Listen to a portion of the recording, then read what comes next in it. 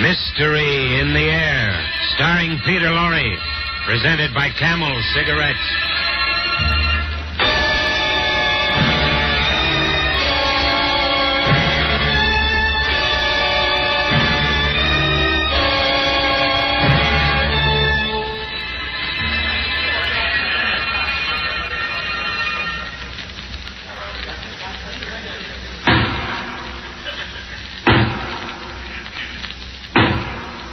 And it is the sentence of this court that you be hanged by the neck until you are dead. And may God have mercy on your soul.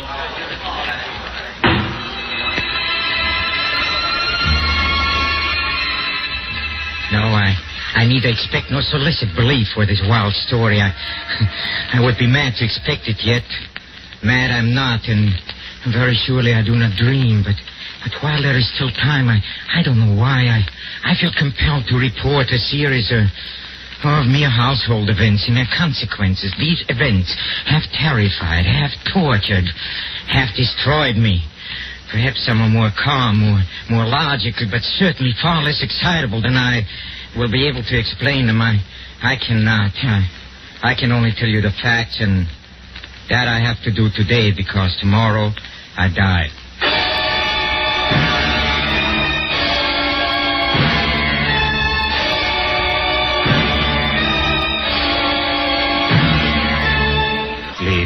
Each week at this time, Camel Cigarettes bring you Peter Lorre in the excitement of the great stories of the strange and unusual, of dark and compelling masterpieces culled from the four corners of world literature.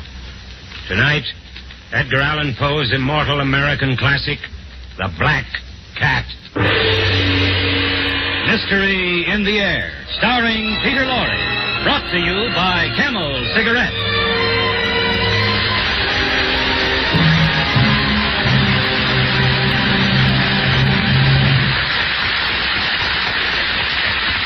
Experience is the best teacher. Try a Camel. Let your own experience tell you why more people are smoking Camels than ever before. Give your T-Zone the experience of enjoying a Camel. And see if you don't join the millions of other smokers who say, Camels suit my T-Zone to a T. Your T-Zone, that's T for taste and T for throat, is your true proving ground for any cigarette. See if Camel's rich, full flavor isn't a delightful experience for your taste. If Camel's cool mildness isn't more than welcome to your throat, try a Camel.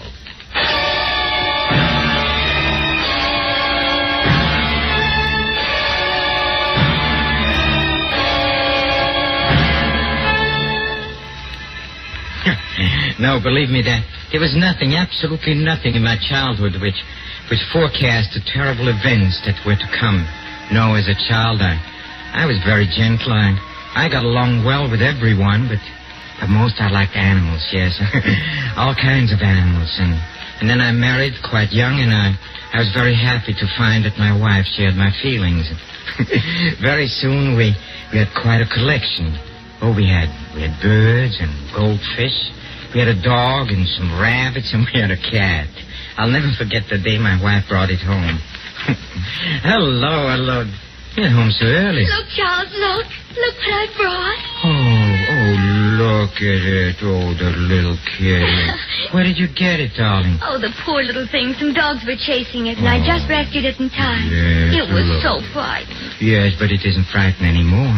Oh, it seems to love you, Charles. Then that's not strange. All animals do. Yes. Nobody's going to hurt you, kitty. No. How about some milk, huh? Yes. There, you see? Oh, he must have been very hungry. Yes. Hey, what's your name, huh? I don't suppose he has a name. He is so young. I don't think he belongs to anybody. Well, then we have to give him a name. You mean we can keep him? Keep him? What are you talking about? He has no home. We can't turn him out in the streets, can we? Oh, Charles, I was hoping you'd let him stay. Of course, but he must have a name.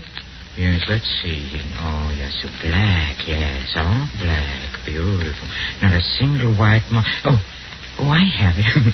He's as black as the devil. Let's call him Pluto. Huh? Yes, we'll call you Pluto.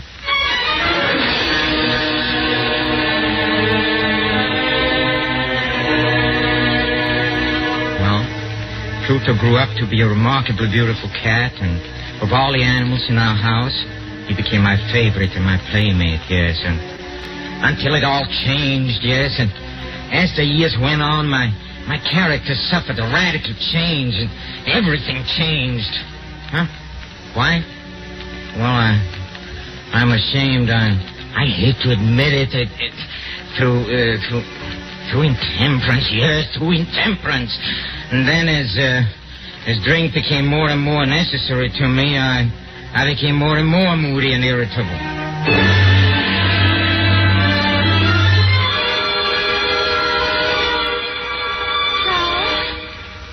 Where are you going? I don't have to tell you where I'm going. Oh, Charles, what's happening? What do you mean, what's happening to me? Well, you never used to go out every night to those vile Please places. stop nagging. Stop it.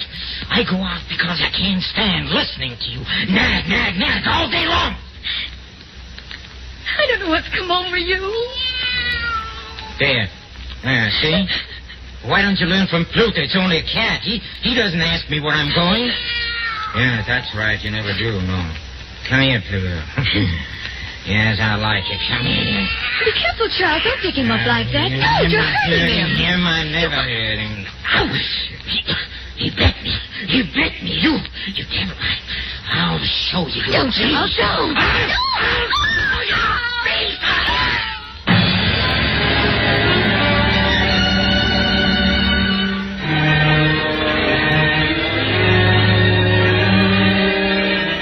Yes, I hate to admit it, but I was so furious I kicked Pluto, and I kicked him again and hard, and the next morning I saw that his ear was torn, and I was filled with remorse for what I'd done. From then on, Pluto ran away in terror whenever I approached, and that in turn made me more and more irritated, and in the end it was sheer perverseness, nothing else, yes. Sheer and unexplainable perverseness that made me do what I did. I blush to admit it, but one morning I strangled the poor animal. Yeah, I killed it only because I knew that it had loved me, and because it had given me no reason for offense. No, I'm offering no excuse. I'm only recounting what happened. Well, in the evening, I went to the inn as usual, and I came home very late, and I fell fast asleep with my clothes on. Then I was awakened suddenly. Hey, What? Charles, wake up. Charles! What's the matter? There must be a fire. Yes, I smell smoke. Good heavens, look, it's our house. Oh. Our house is burning. Come on, darling, come. We'll be glad. Come on, hurry up. Quick. The stairs are outside. Here we go. I can't. Don't talk, sweetheart. Perhaps I can get you through the flames. Don't breathe, darling.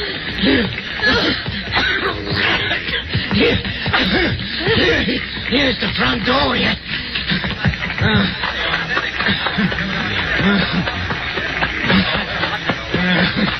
We made it. We're safe. Oh, Charles. Look, our house. Anybody else in there? No. Nobody else. Just as well. Never could get them out now. Are you the owner? Yes. That was our house. Well, you haven't got much left then. We can't save it now. Stand back, everybody. The roof's going to fall in. Stand back. Let go!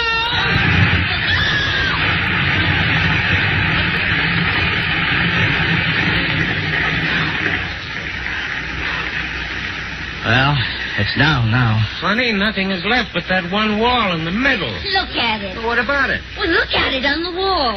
Hey, that is strange. What are you talking about? What's strange? There on the wall. It's still standing. Marks on the plaster. Marks? What marks? What's the matter? You blind? Right up there on the wall, that black figure. It looks like a cat. Yeah, it does. The smoke must have done it, but it certainly does look like a cat. What looks like a cat? There, and it's got one floppy ear. Who's got floppy ears? Honey, that smell is funny. Honey, huh? It's not funny. It is not funny at all, you hear? I know what it is. You know who it is? Yes, it's Pluto. I I recognize him. Yes, there, see? His ear is torn, huh? Oh, you beast. That hideous beast. It's come back to haunt me. Leave me alone. You hear? I can't stand it. I can't. Get some water, somebody. This man's fainted.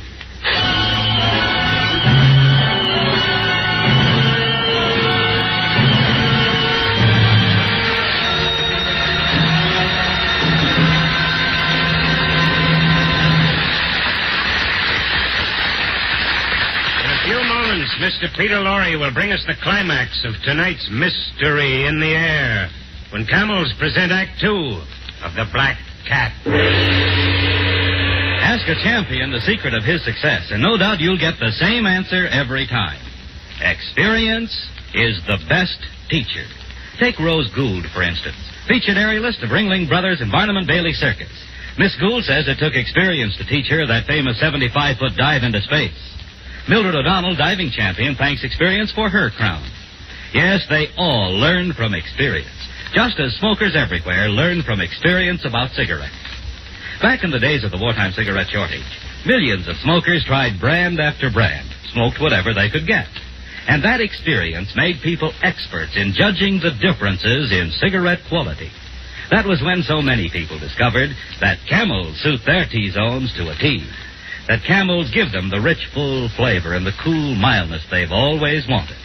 As a result, more people are smoking Camels than ever before. Experience is the best teacher. Try a Camel yourself.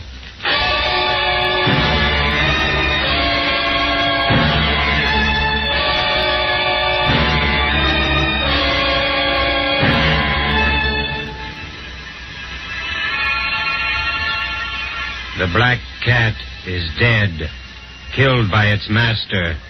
The house is burned to the ground, with everything in it completely destroyed. Now the scene is the almost deserted, candle-lit tap room of a local inn. Don't you think you'd better go on home, sir? It's getting late. Home, huh? You should see the terrible place where we're living now. Yeah, I heard you lost everything in that fire. Lost everything? Yes, I lost everything. I lost my house. I lost everything. Well, how about that black cat of yours you used to talk about all the time? Huh? What was his name? What was his name? Pluto. Yes, Pluto's gone, too. Oh, I'll tell you, I miss him. I miss him very much.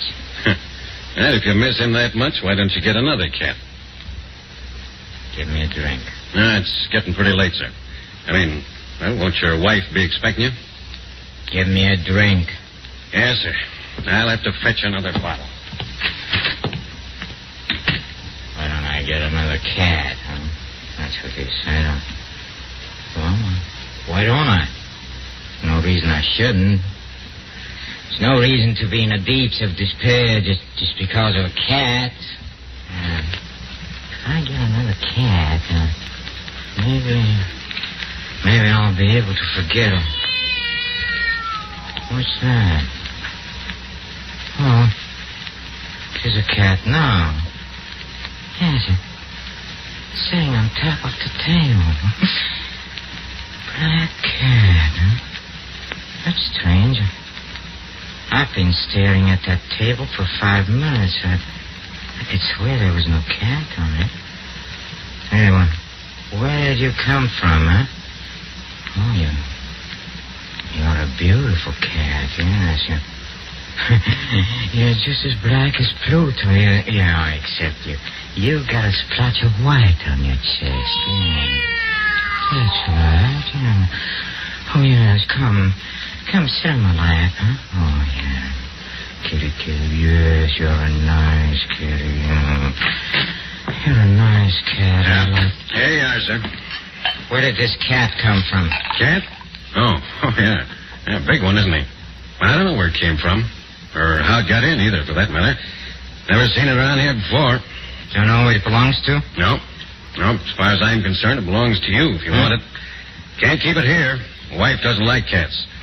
Especially black ones. You like cats, huh? How stupid.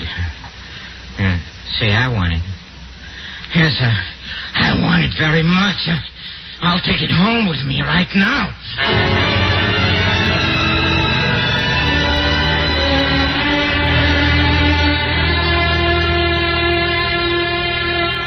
Charles, this is such a wonderful cat. Just since last week, it's made itself so much at home. Well, you'd think it had lived here always. Yes, I've noticed that. It reminds me so much of Pluto. Yes, but this one has a patch of white on its chest. Don't forget that. Yes, that's right, dear. But I can't help wondering. I wonder what ever became of Pluto. He disappeared the day of the fire. I know he disappeared, and... well, maybe he knew the house was going to burn down. Oh, see how it loves you. It's rubbing against your leg, just the way Pluto used to. Pluto! Stop talking about Pluto! Darling, I didn't mean anything. I'm sorry. I'm sorry, dear. I always talk about how much this new cat resembles Pluto. It just makes me nervous. And look, actually, there's hardly any resemblance at all, really. Except that they're both black. This one has a white patch on its chest and... Oh, the poor thing. Charles, look, his ear is torn. Huh? See? What? Here under the fur. Oh, I never noticed that before. Neither did I. Why, it's just the way Pluto's... I mean... Go ahead, say it. It's torn, yes. Just the way Pluto's ear was torn when I kicked him, huh? That's it, isn't it? Well, he must have been in a fight or something. But it's curious we didn't notice it. Curious, huh? You have no idea how curious it is. No idea. Get that cat out of my sight. Charles, you're mad. Get it out. How can you act that way about a poor dumb animal? Take it out Especially of one that here. loves you so much. Oh, now you frightened it, dear. Away from me, you hear me? The way you talk, anybody'd think you don't even like the poor Like cat. it, huh? Like it. I hate it. I tell you, I hate it. I hate it. I hate it.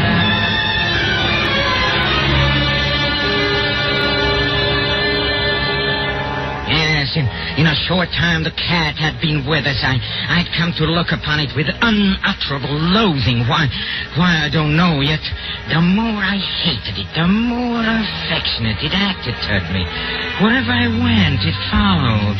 Whenever I sat down, it would spring upon my knees and cover me with its loathsome caresses, as if this were not enough to white patch on its chest, which originally it had been very indefinite in shape, but gradually it assumed a very definite outline, yes, the unmistakable and ghastly shape of the gallows, a terrible engine of horror, of agony, and of death.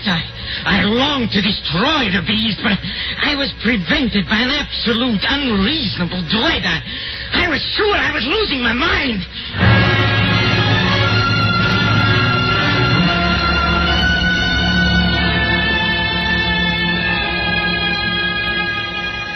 Charles, are you going out again? Yes, I'm going out.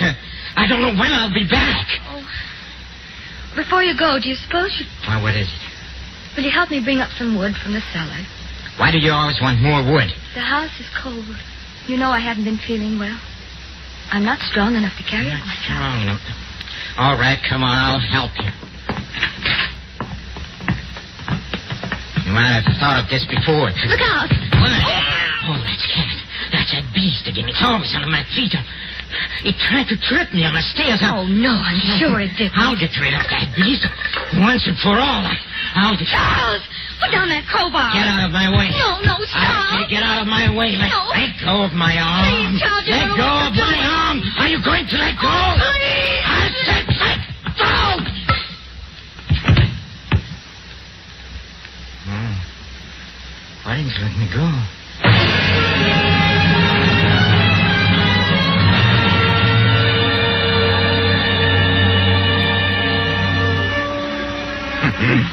Yes, she had fallen dead without a groan.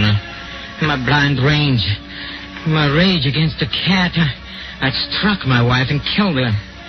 Well, nothing I can do about it now.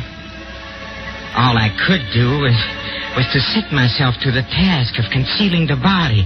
Yes, I thought and I deliberated, and then it occurred to me that, yes, in the Middle Ages, they used to wall up their victims, and I determined to do the same thing. Yes, behind the wall in a cellar. I managed to dislodge a section of bricks near the chimney, and in a hole behind them, I propped the body. Then I carefully laid the bricks back in their original position, and when I had finished, no one could have told that the wall had been disturbed at all. Well, I could say to myself triumphantly, here at least, my labor has not been in vain. My next step, then, was to look for the beast that had been a cause of so much misery, but then I became aware that it had completely disappeared. 3 days passed, and still my tormentor did not appear. Oh, it's impossible to describe or to imagine the deep sense of my relief. For the first time in months, I slept, yes. I slept, even with a burden of murder on my soul. Yes, some few inquiries were made about my wife's whereabouts, and a search of the house was conducted, but nothing was discovered. Oh, I finally could look upon my future secure.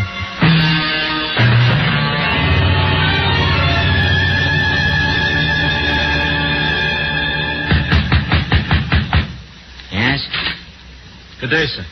Sorry to disturb you again, sir. Oh, it's you, Sergeant. Is there anything I can do for you? Well, they're still puzzled about your wife's disappearance. Puzzled, huh? Well, so am I. Some of her friends have been around to the police station. What's that got to do with me, huh? You've already searched the house twice.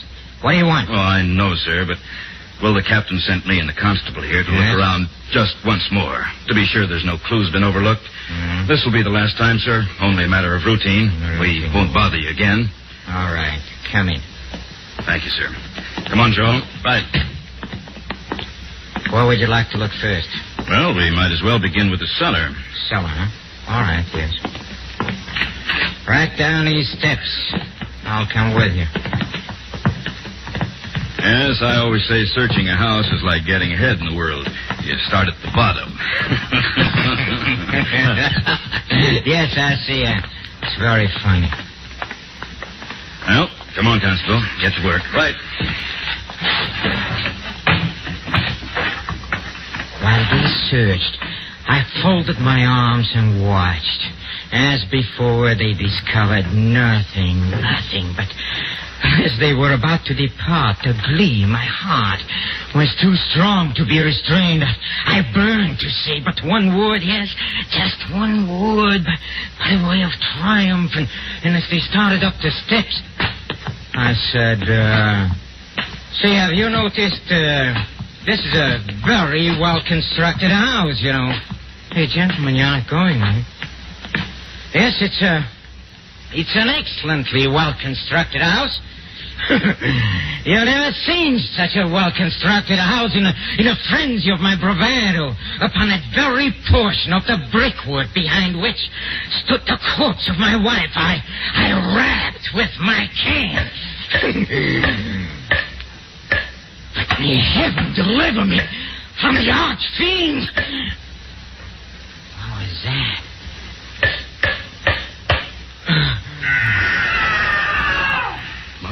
Mercy, what was that? Wind, probably. Wind? That's not the wind. It came when you hit this wall here. Whatever it is, it's behind these bricks, Sarge. Yeah. Here, take this crowbar and knock that wall down. Right. Wait a minute, you... Keep quiet, You can't do this. Wait a minute. Where are you going?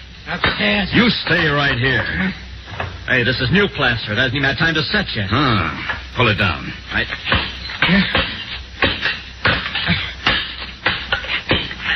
Here she comes. Look out.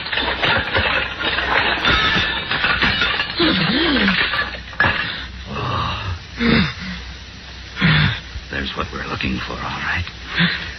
His wife's body. What's that horrible-looking thing sitting on her head? It's the cat. How did that cat get in there? I know how it got in there. Yes, I know. I must have walled it up in a tomb, and I never knew it, no. Look at that red mouth. Those burning eyes. You hideous. You beast. You monster. You are the devil. You made me a murderer. Now for 3 days you've been in there, waiting to send me to the gallows. Well, the hangman will get me. Yes, I hope you're satisfied. I hope you're satisfied.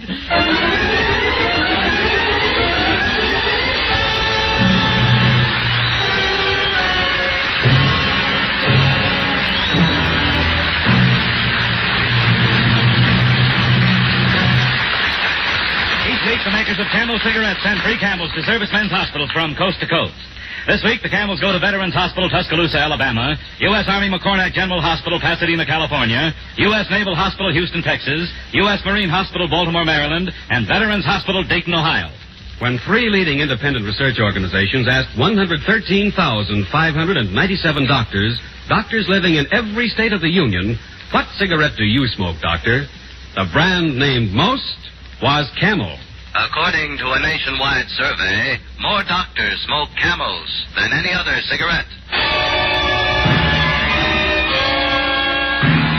Next week, Mystery in the Air, starring Mr. Peter Lorre, brings you an adaptation of one of our star's greatest motion pictures, Crime and Punishment, based on the book by Fyodor Dostoevsky, with a special musical score composed and conducted by Paul Barron. Mr. Pipe Smoker, here's proof for you. Proof that Prince Albert is a satisfying smoke. More pipes smoke Prince Albert than any other tobacco, naturally. Prince Albert is a mellow, mild tobacco with a rich, full flavor. Choice tobacco specially made for smoking pleasure. Specially treated to ensure against tongue bite. Crimp cut to burn slow, smoke cool. See if one pipe full of PA doesn't convince you that Prince Albert is your favorite, too. Beginning 2 weeks from tonight, Thursday, October 2nd, Camel's comedy quiz, The Bob Hawke Show, will be heard at this time over these same NBC stations.